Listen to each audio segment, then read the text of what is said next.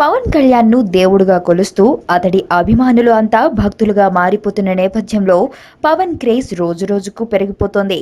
Pawan craze ఇలా పెరిగిపోతున్న నేపథ్యంలో అతడిని అభిమానించే సినీ సెలబ్రిటీల సంఖ్య లెక్కకు మించి ఎదిగిపోతుంది. దీనితో టాలీవుడ్ పరిశ్రమలో ఇప్పుడిప్పుడే ఎదుగుతున్న యంగ్ హీరోలు అంతా పవన్ నామజపం చేస్తూ తమ ఉనికిని చాటుకుంటున్నారు. ఈ స్థాయిలో హిమాలయాలు అంత ఎత్తుకు ఎదిగిపోయి టాలీవుడ్ ఎంపరర్ గా మారిన పవన్ కళ్యాణ్ ను ఒక జోకర్ అంటూ ఒక బాలీవుడ్ దర్శకుడు వ్యాఖ్యానించడం ఇప్పుడు మీడియాకు హాట్ టాపిక్ గా మారింది. ప్రముఖ బాలీవుడ్ నటుడు, నిర్మాత, విమర్శకుడు అయిన కమల్ ఖాన్ సంచలన వ్యాఖ్యలకు ఎప్పుడూ కేర్ ఆఫ్ అడ్రస్ గా నిలుస్తాడు. మన రామ్ గోపాల్ వర్మలా ఇతడు అందరిపైన తన ట్విట్టర్లో సెటైర్లు వేస్తూ ఉంటాడు. అటువంటి కమల్ ఖాన్ దృష్టి పవన్ కళ్యాణ్ పై పడింది.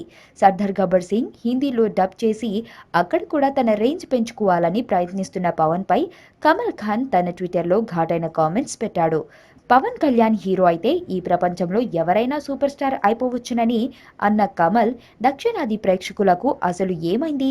పవన్ కళ్యాణ్ వంటి కార్టూనిస్ట్ ముఖాలను హీరోగా అంగీకరిస్తారా?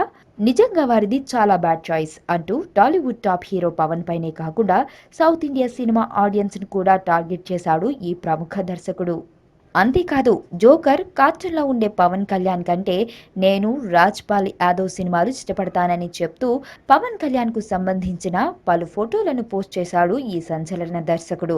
పవన్ సర్దార్ ఆడియో వేడుకకు రంగం సిద్ధమై మంచి జోష్లో పవన్ అభిమానులు ఉన్న నేపథ్యంలో ఇలాంటి సెటైర్లు కమల్ ఖాన్ వేసిన నేపథ్యంలో ఇతడిని పవన్ అభిమానులు బాగా టార్గెట్ చేసే అవకాశం ఉంది.